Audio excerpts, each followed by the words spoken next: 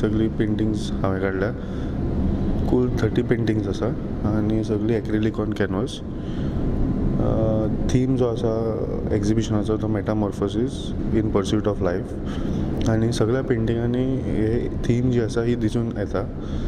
एक तरेचो एक चेंज दाखोवपाचो ट्राय केला सगळ्या पेंटिंग्सांनी. आनी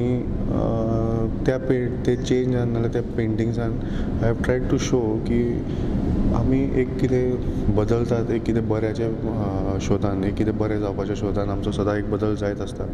ते हांवें म्हज्या पेंटिंग्सांनी दाखोवन हाडपाचो प्रयत्न केला. तुम्ही खंय शिकले पेंटींग करून आनी कितें तुमकां पेंटींग जें आसा तें हांव स्वताच शिकलां जेलीन. म्हाका पेंटिंग्साचें कांय फॉर्मल एड्युकेशन ना आनी अशी कांय पेंटिंग्साचें चित्रकलेची कांय शिक्षण अशें ना म्हाजे कडेन. जें कितें आसा तें स्वता करून नाजाल्यार खंयची पुस्तकां वाचून तसोच शिकलां. तुमकां कितें दिसता आतां तुमकां एक ऑपॉर्च्युनिटी मेळ्ळी की बरी हें पेंटींग करून? हय, भितर खूब कॉपरेशन मेळटा पेंटींग करपाक. आमचो सुप्रिटेंडंट आसा श्याम सुंदर परब, तो खूब कॉपरेट करता असले पेंटिंग्स बी करपाक आनी इवन एक्झिबिशन करपाक तांच्यांनीच हेल्प केला. आनी अशे पेंटिंग्स करून एक तरेचो एक सोसायटी कडल्यान एक तरेचो एक एक्सेप्टन्स मेळटा, एक तरेचो एक नांव मेळटा as an artist, as a poet.